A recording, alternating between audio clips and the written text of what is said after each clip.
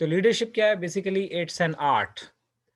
ठीक है, सबसे पहली बात आपने जो याद रखनी है ये है कि लीडरशिप क्या है? ये एक आर्ट है। यानी ये कोई ऐसी चीज़ नहीं है कि आपने किताब में पढ़ ली और आप लीडर हो गए, या कोई एमबीए की, एमपीए की डिग्री नहीं है। ये एक आर्ट है। आर्ट का क्या मतलब है कि आप जब तक इसको प्रैक्टिस नहीं करेंगे, तब तक ये आप इसको लर्न नहीं कर सकते। जिस तरह के आप कोई पिक्चर्स आर्टिस्ट होता है, तो जब तक वो एक्टिंग करेगा नहीं तो आर्टिस्ट नहीं कहलाएगा। जब तक वो कोई पिक्चर ड्रॉ नहीं करेगा तो वो पेंटर नहीं कहलाएगा, आर्ट है। ठीक है? तो लीडरशिप क्या है? किस चीज़ का आर्ट है? It's an art of influencing people.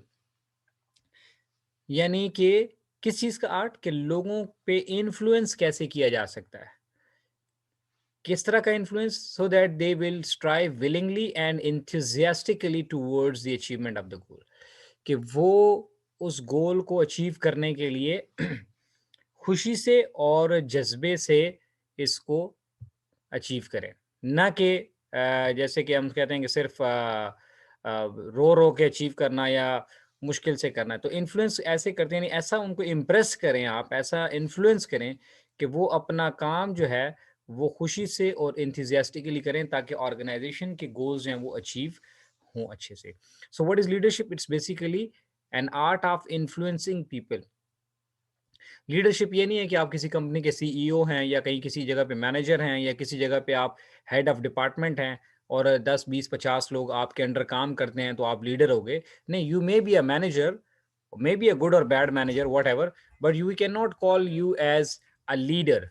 The reason behind is that if you do not have the art of influencing the people, you just give the commands and you just you just do getting things done, right? Like we have discussed it as as a definition of the management, that the manager is the one who just do getting things done, right? So you can then be called as a manager, but you will not be called as a leader.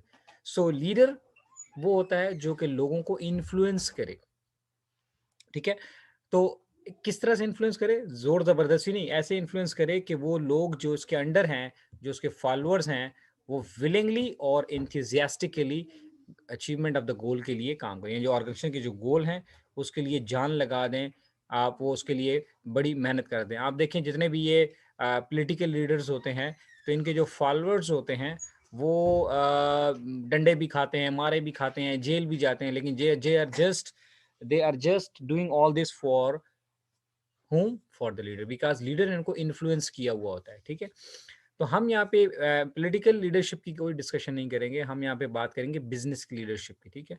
कि business में बंदा जो है, जो manager है, वो कब leader बनता है? जब वो इन्फ्लुएंस कर सकता है।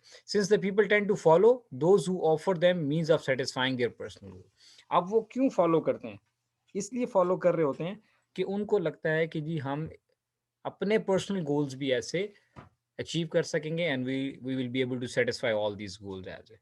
So more the manager understand what motivates their subordinate, the more effective they will be likely to be as leader. अब वो मैनेजर जो बड़े अच्छे से अपने सबॉर्डिनेट्स को मोटिवेट कर सकता है, इनकरेज कर सकता है, पुश कर सकता है, कन्विंस कर सकता है, ठीक है ना? तो हम क्या कहते हैं? वो मैनेजर जो है वो क्या है? अच्छा लीडर बन सकता है। अगर वो सिर्फ ऑर्डर दे रहा है, इंस्ट्रक्शंस दे रहा है, ऐसा करो, ये ना करो, और बस आपका ये काम है, 5 बजे तक से पहले कोई जा नहीं सकता, छुट्टी नहीं कर सकते, वगैरह, वगैरह। So he can be just called as a manager, may be good और bad whatever, but we can not call him as a leader. ठीक हो गया जी? सो ये हमने कहा कि लीडरशिप की थोड़ी-सी डेफिनिशन को समझ लें कि ये क्या होता है।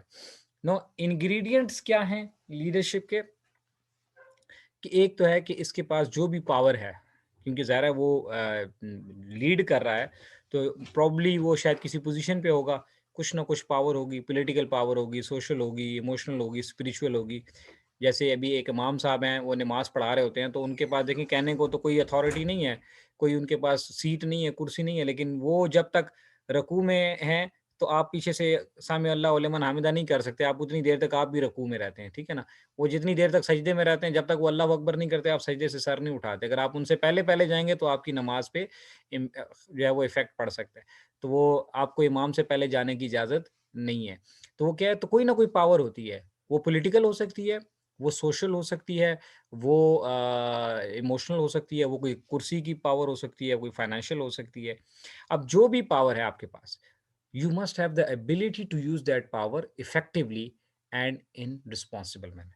अब ऐसा नहीं है कि आपको पावर मिल गई है तो आप उसको जिधर मर्जी इस्तेमाल करें या अपनी मर्जी से जिधर दिल करता है। जैसे हमारे यहाँ आप देखें ना, ये जो होते हैं ट्रैफिक कांस्टेबल, इसके पास इतना इख्तियार होता है कि गाड़ी को रोक कर उससे कागज़ वगैरह, उसके जो डॉक्यूमेंट्स हैं वो मांग सके, तो वो क्या कुछ करते हैं ये आप सब देखते हैं, ठीक है ना? तो इतनी छोटी-सी पावर मिलती है और उसको कैसे यूज़ या मिसयूज़ करते हैं, तो वो फिर लीडर नहीं कहलाता बंदा। तो जो भी आपके पास पावर है लीडर के पास, वो उसको अच्छे से यूज़ करना उसको आता हो। एबिलिटी टू अंडरस्टैंड, दूसरी उसकी क्या क्वालिटी होती है कि वो लोगों को समझता है that human beings have different motivation forces at different times and in different situation. कि ऐसा नहीं है कि सबको एक ही लाठी से नहीं हाँका जाता। तो जो लीडर होता है वो देखता है कि कौन बंदा सिर्फ़ शाबाशी से खुश होता है, कौन ज़रा पैसे दे के खुश किया जा सकता है, किसको ज़िम्मेदारी दी जाए तो वो खुश हो जाता है, कौन ऐसा है जिसको ज़्यादा काम दिया जाए तो वो खुश होता है, कौन ऐसा है जिसको कम काम दिया जाए तो खुश होता है, कौन ऐसा है जिसको दूसरे शहरों में, दूसरे इलाकों में भेजा जाए तो वो वहाँ पे ज़्यादा अच्छे काम करता है, कौन ऐसा है जो घर के करीब रह के ज़्यादा अच्छा काम करता है। So the point is what this means that the leader understand that what is the behavior of the human and how his or her followers are behaving. तो उनके बिहेवियर के मुताबिक देखता है कि किसको कब कैसे मोटिवेट किया जा सकता है। ऐसा नहीं है कि बस वो यार बस ठीक है इंक्रीमेंट दे दिया ना, बस बात खत्म हो गई है, अब आप काम करो ना।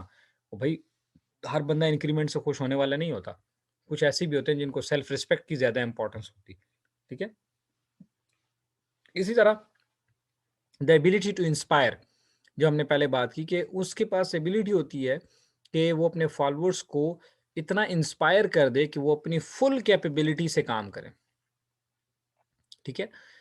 कि वो अपनी जान लगा दें काम के अंदर और वो जो भी हैं बिज़नेस के अंदर काम कर रहे हैं, तो वो कहे यार बस ठीक है आज 10 घंटे काम करेंगे, वो कहेंगे ठीक है जी 10 घंटे काम करते हैं।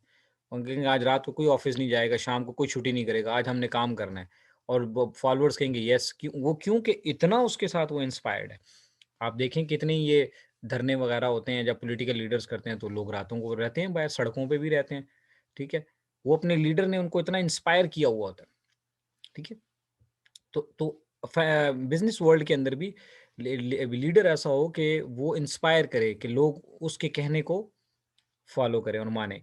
And then the most important is the ability to act in a manner that will develop a favourable organisation.